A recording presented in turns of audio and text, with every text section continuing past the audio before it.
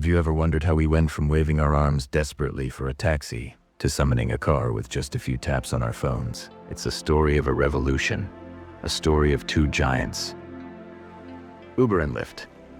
Let's dive into how these two startups changed the world. It all started with a simple idea. Back in 2009, two friends, Garrett Camp and Travis Camp, were struggling to get a cab in Paris. They thought, what if you could request a car with your phone? And just like that, Uber Cab was born. A few years later, in 2012, Logan Green and John Zimmer launched Lyft, spinning it out of their long-distance carpooling service, Zimride. Two different teams, one shared vision: to make transportation seamless. Before them, getting around in cities was often a nightmare. Taxis were unreliable, sometimes hard to find, and payment was a clunky process. This gap in urban transportation was the perfect opportunity. Uber and Lyft didn't just offer a ride, they offered convenience, predictability, and a cashless experience. But their strategies couldn't have been more different. Uber took a growth-first ace, permission-later approach. Led by the notoriously aggressive Travis Kalanick, Uber launched in city after city, often ignoring local regulations. They poured billions into subsidies to attract both riders and drivers, essentially declaring war on the traditional taxi industry. Their goal was simple: total world domination. Lyft, on the other hand, positioned itself as the friendly alternative. Remember those fuzzy pink mustaches on the front of their cars? That was intentional.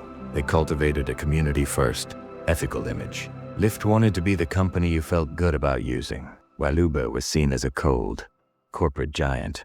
Lyft was the approachable underdog. So, what made it all possible? The magic was in the technology. The widespread adoption of smartphones with GPS was the key. Their apps used complex algorithms for real-time matching, connecting the nearest driver to a rider in seconds. Add in dynamic routing to find the fastest path and seamless mobile payments, and you had a system that felt like science fiction just a few years earlier. This led to one of the most controversial features: dynamic pricing. Uber kaya dit surge pricing, while Lyft called it prime time. The idea was the same. When demand outstrips supply, like on a rainy Friday night, prices go up to encourage more drivers to get on the road. Customers had a love-hate relationship with it. It meant you could always get a ride if you were willing to pay. But the price shock could be brutal. Unsurprisingly, this aggressive disruption led to massive regulatory battles. From New York to London, taxi unions and city governments fought back. They argued Uber and Lyft were operating illegal taxi services, bypassing safety regulations and licensing fees that had been in place for decades. Protests, lawsuits, and citywide bans became a common sight as the world grappled with this new model. At the heart of the service are the drivers, but the question of their earnings has always been a contentious one. Both companies offered incentives and bonuses to keep drivers on the road, but many found their net income, after expenses like gas and maintenance, was much lower than they expected. This tension led to strikes and protests from drivers demanding better pay and working conditions. This brings us to the central debate: are drivers, employees, or independent contractors? This isn't just about semantics. It has huge legal and financial implications. As contractors, drivers lack benefits like minimum wage, overtime, and healthcare. Lawsuits erupted globally, culminating in California's landmark Prop 22 battle, a multi-million-dollar campaign funded by ride-sharing companies to keep their drivers classified as contractors. The fight for gig worker rights continues to this day. Safety has also been a major concern. Incidents involving both riders and drivers led to public outcry. In response, both companies evolved. They introduced features like in-app panic buttons, ride-sharing with friends, and more rigorous background checks. But controversies surrounding screening processes and incident responses have remained a constant challenge for their public image.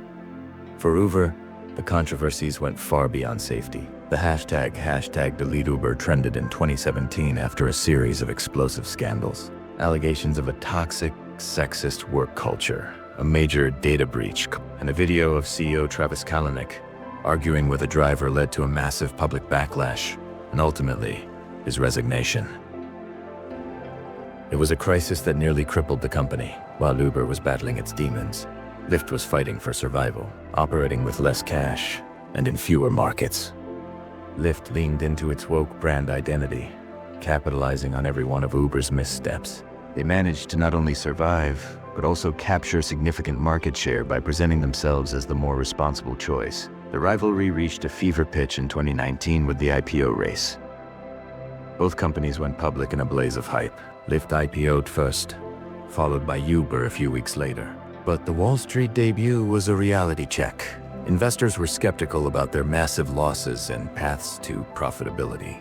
Both stocks stumbled out of the gate, shedding billions in valuation, and proving that disrupting an industry doesn't guarantee immediate financial success. The impact on the traditional taxi industry was devastating. The value of taxi medallions, the physical plates that grant the right to operate a taxi in cities like New York, plummeted from over $1 million to less than $200,000. The disruption was brutal and permanent, forcing the old guard to either adapt or fade away. But the economic impact on cities was complex. Ride-sharing was credited with reducing drunk driving incidents and boosting local nightlife economies. However, it also contributed to increased traffic congestion and pollution in city centers, as more cars flooded the streets. To secure their future, both companies had to diversify. Uber Eats became a lifeline for Uber, especially during the pandemic, growing into a food delivery powerhouse that now generates a huge portion of the company's revenue.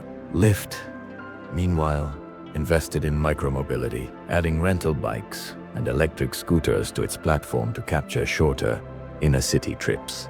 The next great battleground is autonomous vehicles. Both companies see self-driving cars as the key to long-term profitability by eliminating the cost of drivers. Uber initially invested heavily in its own self-driving division at TG before selling it. Lyft is focused more on partnerships with autonomous tech companies like Motional and Waymo. The race to deploy the first large-scale robotaxi fleet is on.